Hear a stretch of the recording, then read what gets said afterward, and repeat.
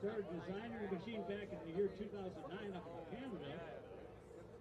Introduced previously as the Black Fly, and debuting at Oshkosh, the big aviation celebration every year, in the year 2018. Aircraft currently available for pre-orders, and put this in your phone, contact us on our website, pivotal.com. So you can have one of these later this year. It has an intuitive joystick, fly-by-wire, operates with 8 independent electrical motors.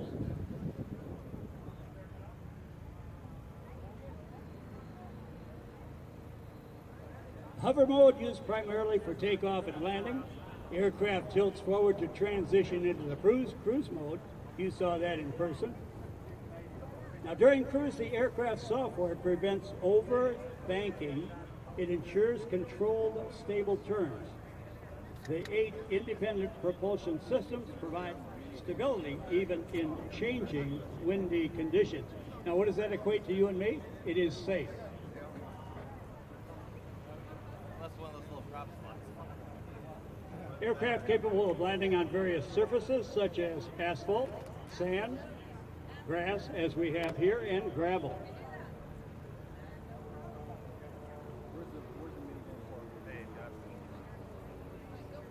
We are over here with Phil Carlos.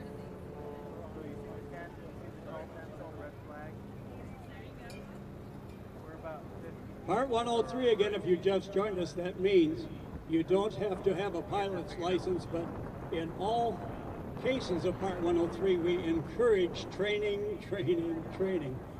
It is very unwise to get up into one of these machines without first going into the simulator and getting a ton of ground school and a ton of flight time on the ground, learning the intricacies of the aircraft. So Danny, I had a question. If you notice when they took off, the aircraft pitched basically to a vertical state. That's because the engines are all fixed on those stubby wings. It's not like a V-STOL where it'll rotate to take off. And then when she pitched forward, it goes into what we would call transitional lift for a helicopter. Now all the lift is being produced by those, I'm going to call them stubby wings, but it has all that induced airflow from the 8 propellers over it. That's some great engineering. That's some engineering. And as you can see, utilizing this in your backyard, a possibility, you will not upset the neighbors. In fact, probably when you get ready to fly in your backyard, you'll have an audience of the neighbors coming in to see how much fun you're having. Well, we've got a great audience here today. I'm looking all the way down to the far end of the fences. A great crowd here at Paradise City already, Danny. Oh, we love our crowds. Now, with the advanced sensors and the controls, they ensure a smooth landing every time. Now, talk amongst yourselves or use your imagination. How do you think the pivotal aircraft is going to touch down and land? I'll let you see it firsthand, in person, and you'll see the importance of why we talked about that keel at the bottom of the aircraft, a very strengthened part of the aircraft. By the way, 2 control sticks, 2 joysticks, as they gave me a cockpit tour. Thanks, Charlie, for doing that for me. A joystick on the right and another redundant on the left. In the event the right joystick malfunctions for any reason, you can click a switch and it will transition over another system on the left joystick. And it has those features featured in all of the aircraft. Backup systems and double backup systems. If you want to see it in person, the Future of Flight Plaza, which is located on the grounds here and depicted in all of your information magazines, that's where you can go see it. That's where you can ask questions, and the simulator. Okay, watch this. Watch how it's going to land. Test pilot Sabrina.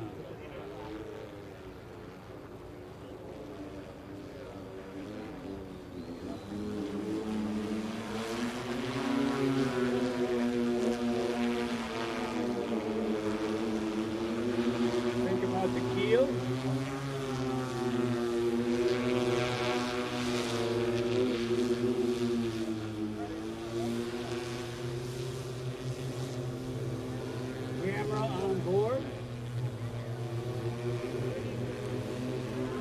agility. And a gentle touchdown right on the chalk line. What do you think, ladies and gentlemen? Let's all go out and buy one. Look at that. What a way to open up this afternoon's show. Thank you to all the team from Pivotal Aircraft. That'll get your attention. By the way, as you were making your estimate of how Test Pilot Sabrina was going to land, did you figure that out? Maybe some of you did. If you talked it over, maybe that was one of your estimates or your guess, and you saw it in person.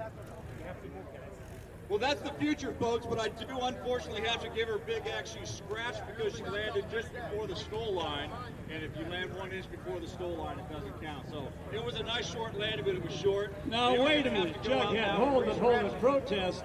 What's that? We're going this way tonight, Yeah, right? you don't get to argue with the So judge. she It's a didn't scratch. go short of the line. She went just 1.5 inches over the line, and she's the winner so far. Wait a minute now. Jughead, don't step on my axe, baby. She erased the line. The line's gone. They're going to have to go out there and re-chalk it real quick. Yeah, we're going to have a slight re-chalking ceremony going on here.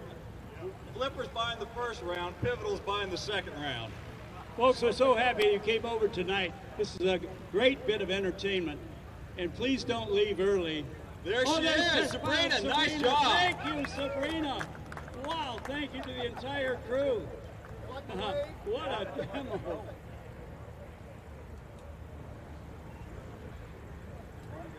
So everybody stick around. Not only do we have the Stol coming up, we've got the shooters. They're going to jump out of a perfectly airplane at about 5,000 feet. We have Airivia, precision-powered paragliding team. We've got a balloon blow. They're going to actually do a candlestick blow. We've got 6 baskets out there. They're going to do their burners. If you ask them real nice, they might let the kids and stuff get in and check it out. And also, we're going to have Great Lakes Drone Show. Well, ladies and gentlemen, one big round of applause. And just like a boat, they put it on a trailer, they tow it off out of the way. That is cool. Be sure to go talk to them after the show and to learn more about it. Well, ladies and gentlemen, welcome to Paradise City, Sun and Fun 51 in 2025, where we are having more fun. My name is John Jughead Council, and it's my honor to be back to serve as the MC of your Stol Invitational here. Of course, we've got a legend that I've been so honored to work with, Danny Hollywood Clisham over here helping me out. Give him a big hand and a welcome. You are a classic, sir. So here is what's going to happen. Paul, where did you... Now, I have planted beer at an air show. Your friend Ryan Dabrowski coming to you from Paradise City at Sun and Fun 2025. I'm perched on the roof of the National Stol broadcast trailer, just off the end of the Stol Invitational runway, this beautiful grass strip that they have here in Paradise City. We're getting ready for the Stol Invitational to kick off, to take off. Sorry, couldn't help myself. And we are getting ready for a wonderful second Stol Invitational of Sun and Fun 2025. If you joined us on Tuesday, we have very different conditions now. We've got a little bit, well, maybe about the same amount of wind. It's gusting a little bit, maybe up to 15. But the big thing the pilots are excited about tonight is that the wind is coming from the opposite direction here on the grass strip. And so they get to land away from the sun and will not have the sun in their eyes. So that if you're not a pilot, you know, you might not think that is a big deal, but when you're trying to land on a white piece of chalk in the middle of a grass runway, you want a little bit more visibility without the sun hitting you in the eyes. So we're getting ready to gear up here. You might hear in the background too, I want to say thanks to our friends, Johnny Clish and Mr. Hollywood and John Jughead Council are bringing it to the local crowd, and I am honored to be bringing it to you here online.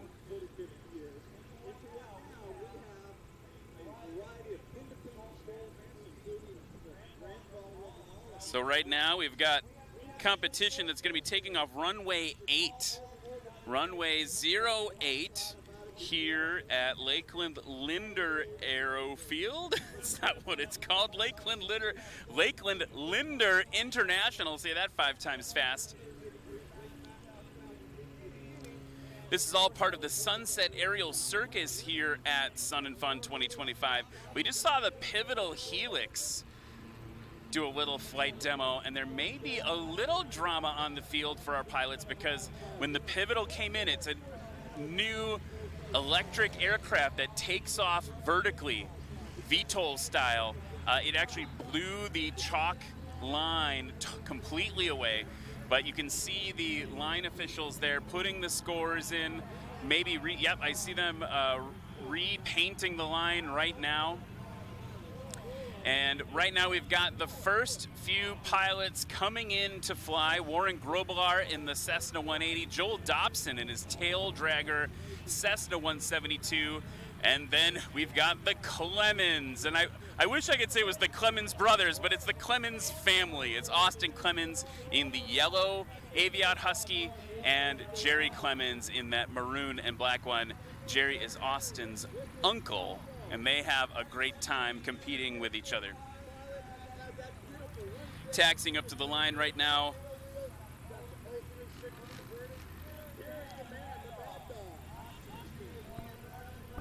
Was hoping to pull up a weather observation for you, but right now it looks like we've got about maybe 7 knots of wind. It's going to be a right crosswind for our pilots.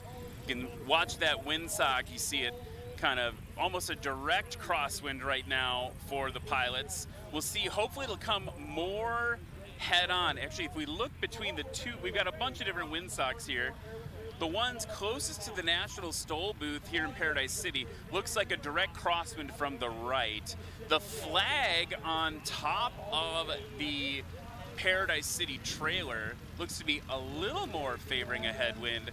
And then the one down further over by the broadcaster booth at Paradise City, again, looks like a little bit of a headwind. The thing that will be challenging today for the pilots is the sun has been removed.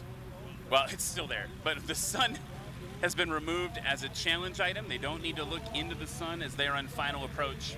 But we still have this tree line here on runway 8, right to the south of the runway. And that tree line, when the wind is blowing the way that it's blowing right now into that windsock, is going to be creating some rotor, right? The wind is traveling along, it hits that tree line, it's going to hurtle and bustle over the top and disrupt the air. Here's Warren Grobelar now, pulling back on the stick, easing it off.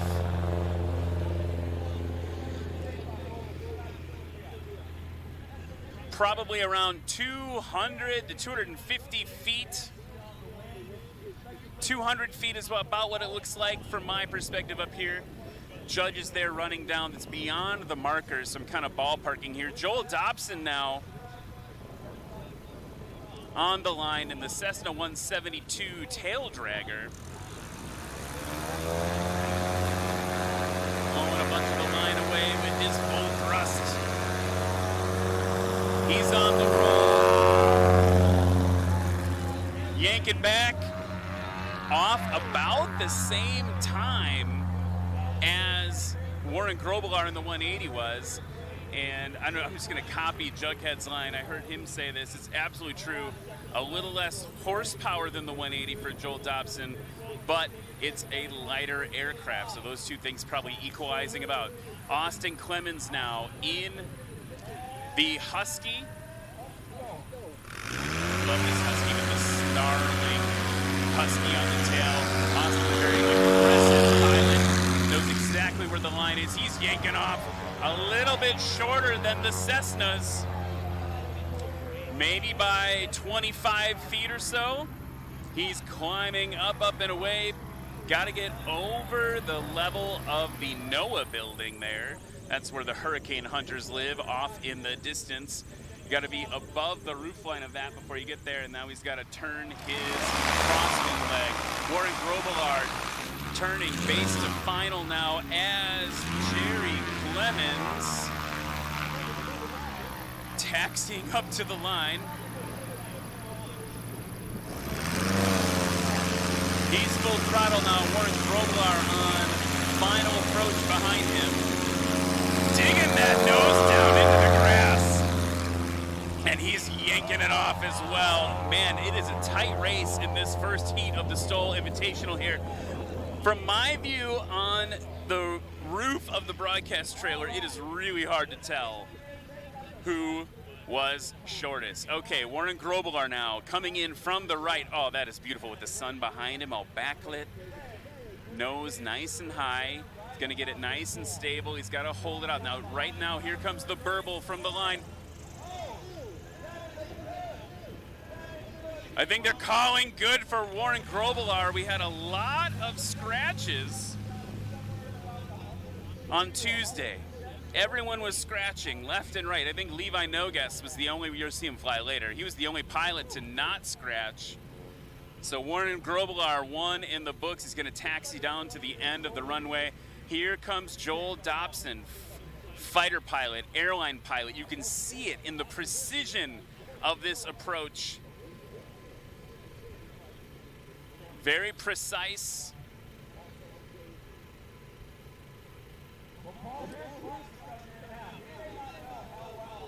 Airplane's called Moxie. Look at him holding it off. He's holding it off, holding it off.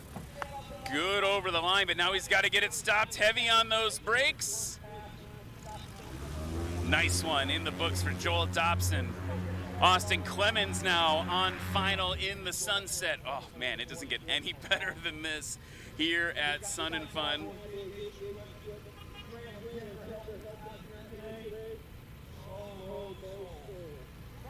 Austin holding it off now, descending now into his final approach path.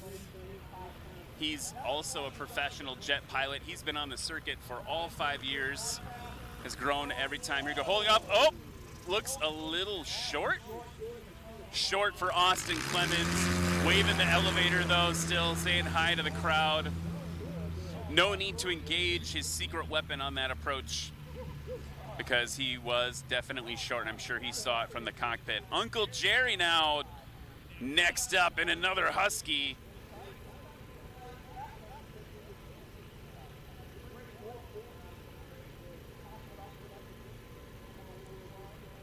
Nickname for this airplane is the Double Deuce. You can see in the N number, DD. Jerry Clemens settling in, the wind's dying down. What little bit is there, maybe a crosswind for him. Good over the line, throwing the reverse pitch in. Reverse thrust helping slow him down.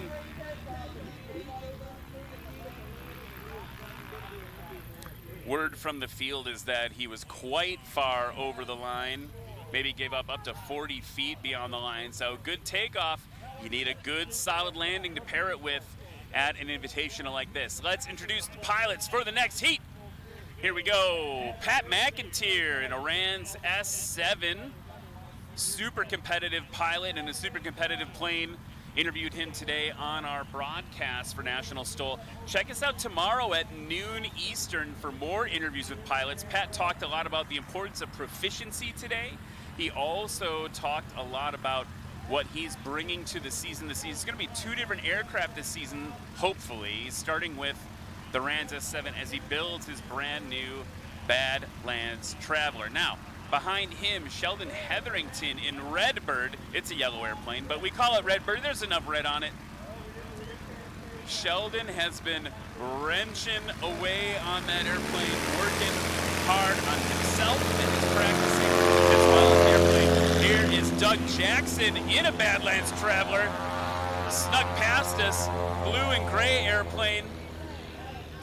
That aircraft spent months and months and months in the shop getting retrofit from the old Cessna Cub design to the new full Badlands Traveler design with the Badlands Traveler wing, stronger engine, and of course, a fancy new paint job.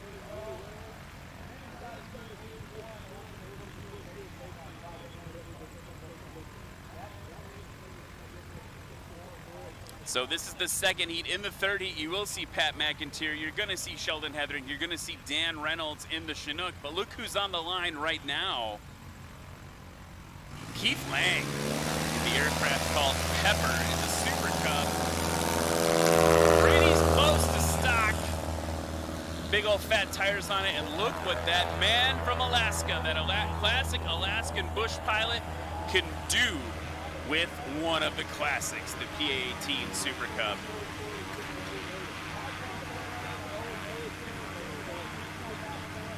Levi Nogas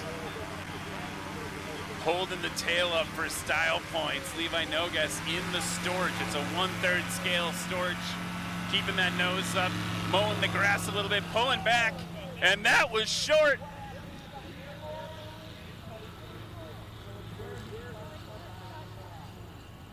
He did take off and then settle back down, which means that we're going to measure from the second place. The main wheels touched. So that means he pulled maybe a little early. The airplane was ready to go, but he did not have the lift on the wings to keep it airborne.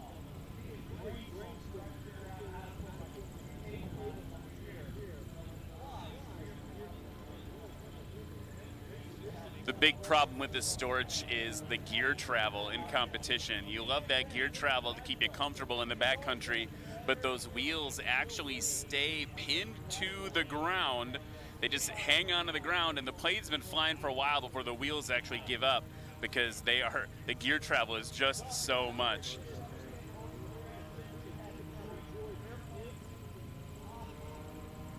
Doug Jackson now on final approach in the BLT. If you were watching last season for National Stol, the Badlands Traveler made a heck of a splash into volcanic ash at Moses Lake Air Show, and from there the fight was on, giving everybody a run for their money, including a bunch of super hyper competitive aircraft. Here comes Doug Jackson holding it off. Little burst of power, if I am not mistaken, to get it over the line.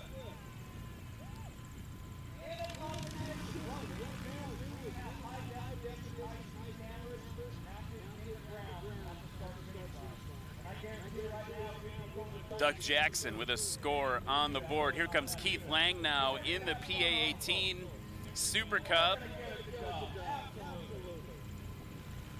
Keith's holding it off. He's getting that airplane nose real high. The wings working real hard. You can see him working back and forth for it, plopping it down heavy on the brakes, Keith Lang. Oh, that is nice and short. Heard Jughead just call about 110 feet on the landing distance for Keith Lang. And here comes Levi Nogas. In that, look at those gear just hanging down in the clouds. It's so cute. It's so weird. I love that plane. Notice tonight everyone is doing the high angle approach. And what I mean by that is they're high in altitude and riding a stable approach path all the way down to the ground. Some pilots will come in nice and low and go super, oh, right main coming down. Nice stop. That may be the shortest landing so far for Levi Nogas. Other pilots you'll see, maybe Steve Henry is a good example of this in Yeehaw 8. When he's flying, he'll come in real low and just tickle the tops of the tulips with those tires, and he'll hold the airplane off with thrust. Just high alpha, which means the nose of the aircraft is high in the air, high angle of attack, and he'll just use that power to hold him off into the line and just chop the power, drop right in. Here we go for the next heat. Now here's Pat McIntyre again in the Rans S7 getting ready to go. Got some of the other pilots taxiing to the back of the line here.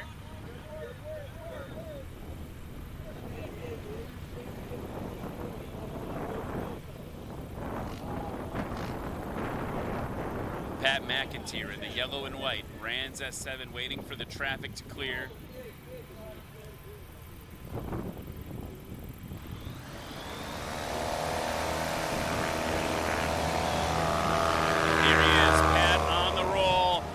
Nice and short. These light aircraft give such incredible performance. Pat's a relatively new pilot to the National Stol Series. He's been participating in the Sun and Fun Stol Invitational, the Oshkosh EAA AirVenture Invitational as well. And he said it today, he admitted it. He's like, I maybe have the least amount of Stol time compared to some of these other pilots, especially in the Unlimited class. But he's been a strong learner and a heavy competitor. Look at Sheldon Hetherington keeping that tail so low, just nursing it off in the zenith.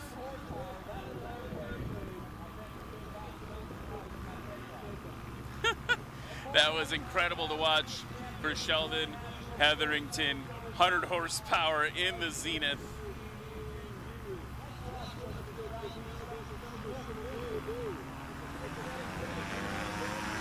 Here comes Dan Reynolds in the Chinook. And it's just off, just like that. Helicopter mode, that was insane.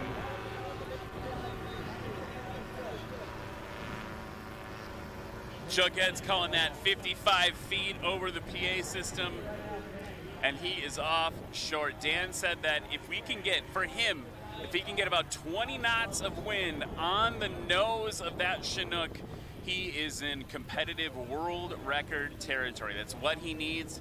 We were hoping for a little bit more wind today, but not in the cards for him. Here's Pat McIntyre now.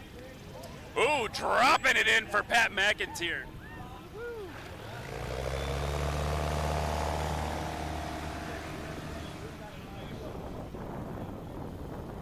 Sub 100-foot landing for Pat McIntyre in the Rands. And now turning base to final. Sheldon Hetherington back in action in the Zenith. The Zenith, a really unique kit-built airplane. A lot of these actually in this class, in this heat, are all kit-built. The Rands S7, a kit-built aircraft. The Badlands Traveler was a kit-built aircraft. Here comes the Zenith, excuse me. They ship it to you. I'm giving myself tongue twisters here. They ship it to you as a pile of aluminum and you rivet it together.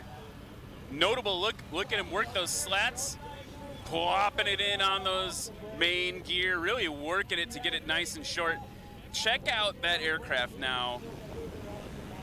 The biggest thing the Zenith has that a lot of aircraft don't, particularly certificated aircraft, is it has the slats on the front of the wing. You're gonna see that on the Chinook, you're gonna see that on a bunch of different airplanes, but the Zenith was one of the first, if I'm not mistaken, kit aircraft to offer that, and it helps the air stay maintained over the wing.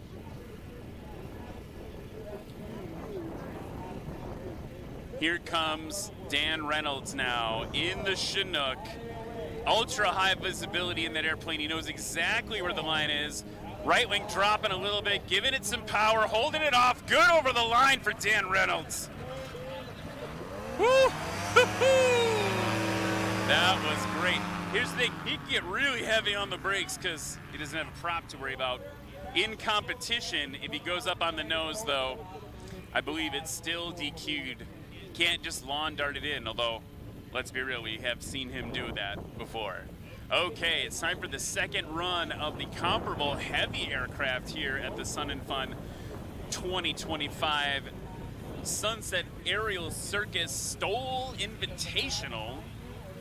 If you're just joining us, my name is Ryan Dombrowski from National Stol, and we're excited to bring this to you here at Sun and Fun. We're going to be doing this again tomorrow night at 7 p.m.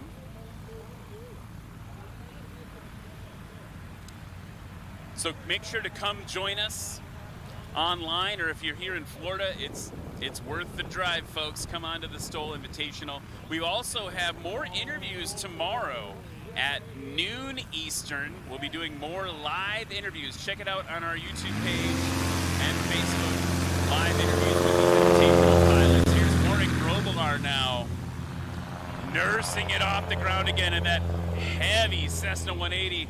If you look at the crowd right now, there's a lot of signs in the crowd.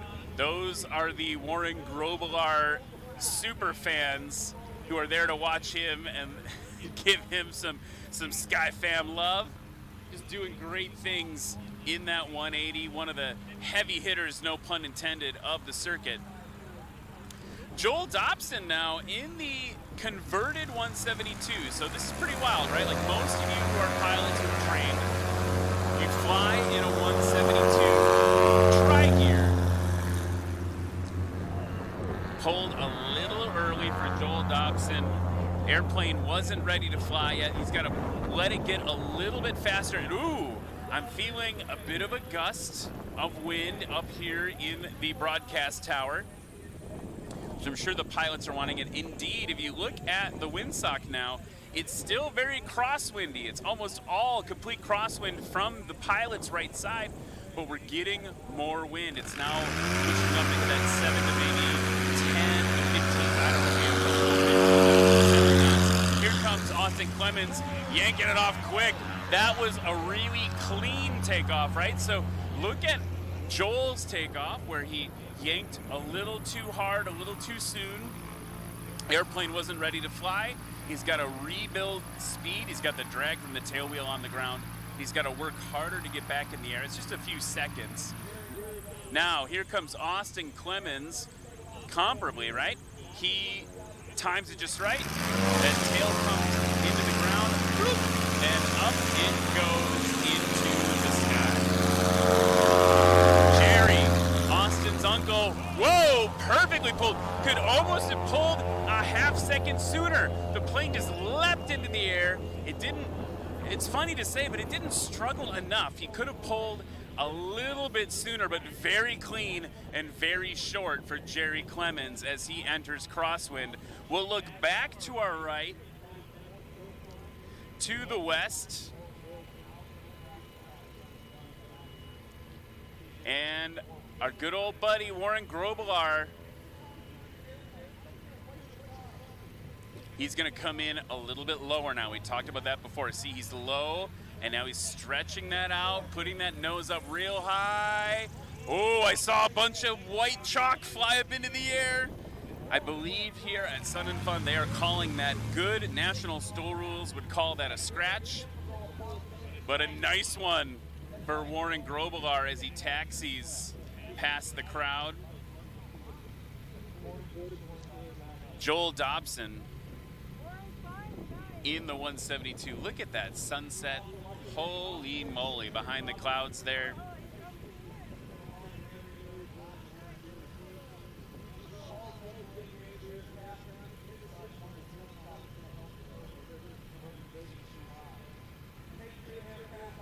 Here comes Joel now settling down into the pocket. Keeping that nose real high, putting it down a little bit. He had to get that nose down a little bit to keep the airplane flying. That's the right call, and it was good over the line for Joel Dobson.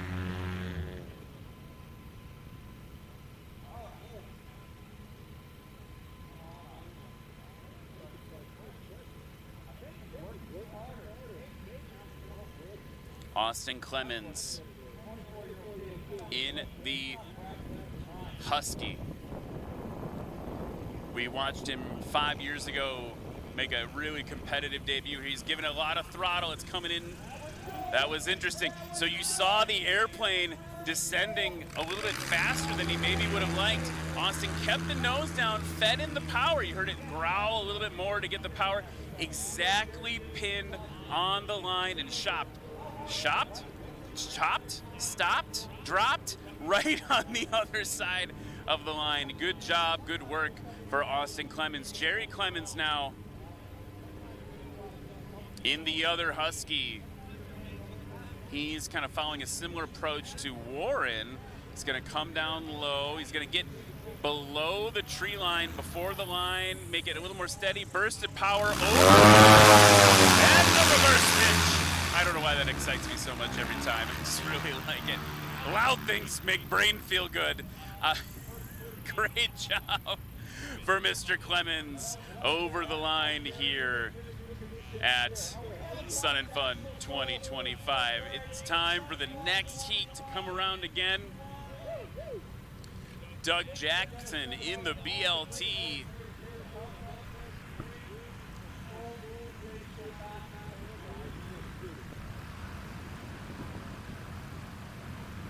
Taxiing up to the line now. Things are holding pretty well. Wind still coming from that right crosswind angle for our pilots. If you want to take a look at where we're at on a sectional, check out Kilo Lima Alpha Lima. Lakeland International Airport. Doug Jackson. Very clean for Doug Jackson in the BLT. Throttling back a little bit. Doesn't need to go full beans once he's up above everything.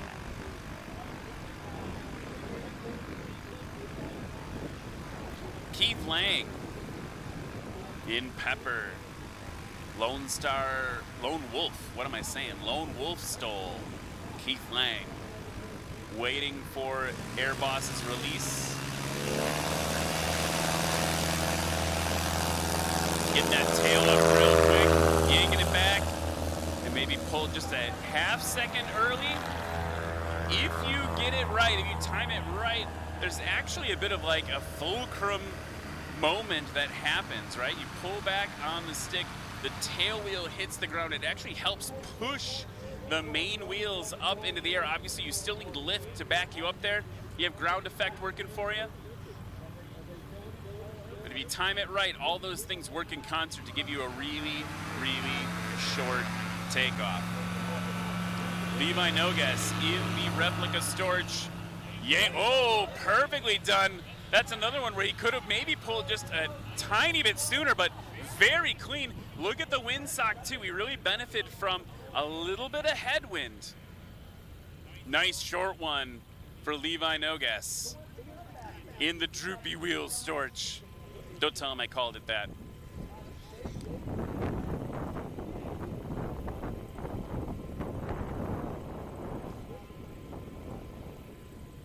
And Doug is going to be happy as he turns. He's on his base leg right now, turning right base.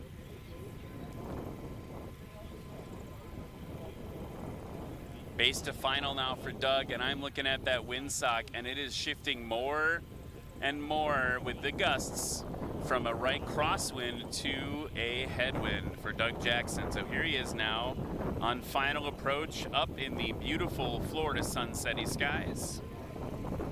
Also, we got some jets doing cool jet things. You probably can't see them, but you might hear them in a second. Are those our friends, the Blue Angels?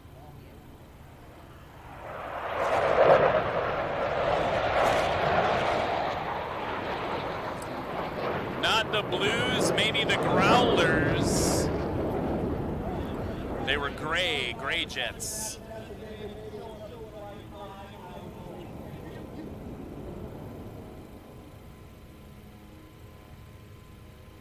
Doug Jackson now, nice and slow, holding it off, and oh, it looks like a scratch for Doug Jackson. He maybe could have held it with a little more power, but hard to see that line sometimes that low. No dice for Doug Jackson. Now, Keith Lang coming in low. We were talking about before, the goal of this lower approach, you're seeing the pilots shift to that, is as they get more and more wind over those trees, if they can get down below it. Look at that huge deck angle for Keith Lang. And a scratch for Keith Lang. He got the finish line there.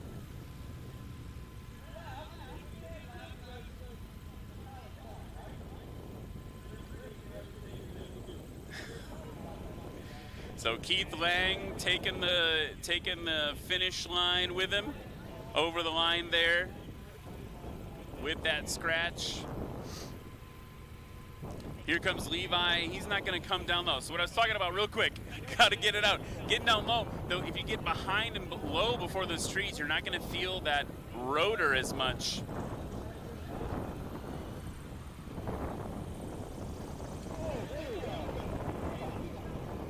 Levi Nogas with a good one. Nice and short, right around 100 feet on landing.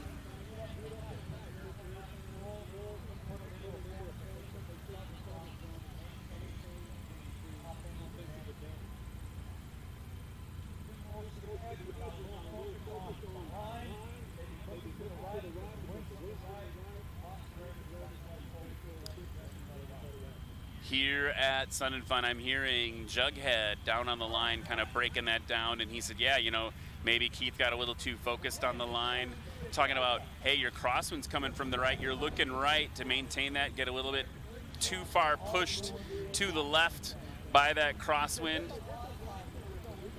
and that might be enough to get you over that edge of the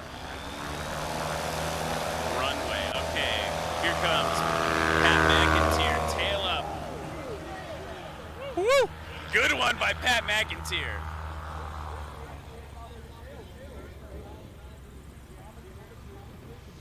A little bit more headwind as we round out the last bits of the Stol Invitational here.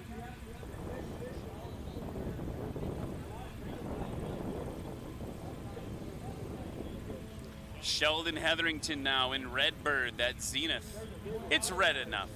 There's enough red on that thing. He's getting ready to take off. Here he is, full beans. He's gonna get that tail nice and low. It's the Zenith. I can't even complete this sentence. It's the Zenith secret weapon, and he is already off. We in the Stol community like to bluster on about what's better, the tail dragger or the nose gear aircraft for this. And obviously, as a nose gear pilot, you learn a lot to protect that nose wheel. But there's some advantages to be had on braking here and there, and there's some advantages to be had in takeoff there. Now, Dan in the Chinook, I'm feeling some healthy winds. Woo! Giving it all he's got there. You can hear the engine. There's nitrous on that airplane. Really ramps up the prop a lot. And then when it cuts out, the engine slows down a bit. And look at how, as he gets up above the tree line, look at how slow Dan is flying. I think we got a little bit more wind up there. Certainly the windsock, again, every time I update you, it's just because it's a little bit better for the pilots. Every time. It's looking like we've got more constant wind than we did before. A more constant breeze. More down the runway than we've seen thus far. Dan is very slowly going around. Pat McIntyre down. Rolling out.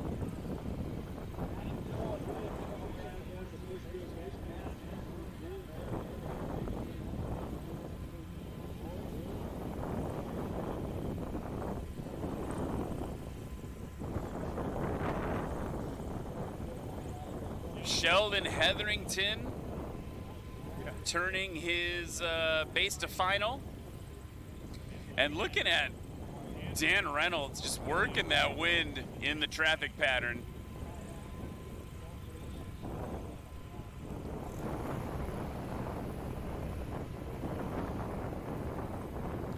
Sheldon now on final approach.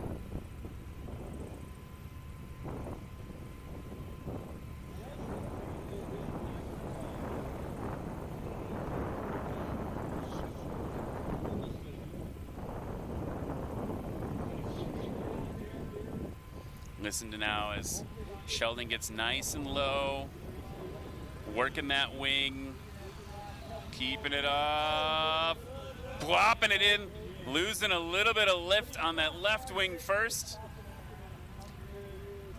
plopping it down, getting on those brakes, and here comes Dan Reynolds. He's slowly made his way around the pattern. The aircraft is mighty because it is slow.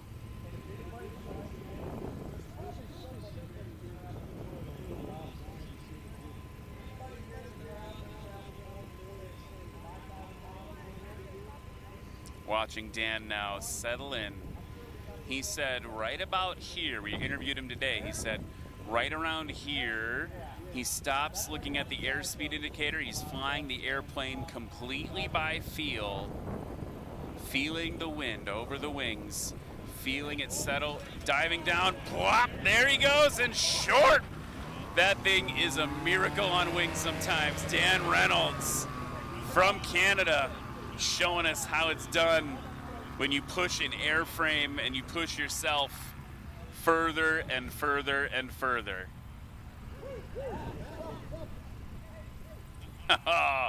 What a showing for Dan Reynolds in the Chinook. What a showing for the entire... What a wonderful showing for all our STOL pilots here at Sun and Fun 2025.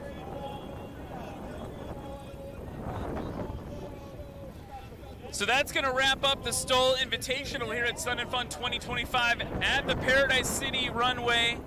Again, my name is Ryan Dabrowski. It has been an absolute pleasure to bring this to you here at Sun and Fun. There is more of the Sunset Aerial Circus coming for the folks here in the crowd. We've got some parachuters that are going to be making a departure from an airplane really shortly. But for me, that's all I've got.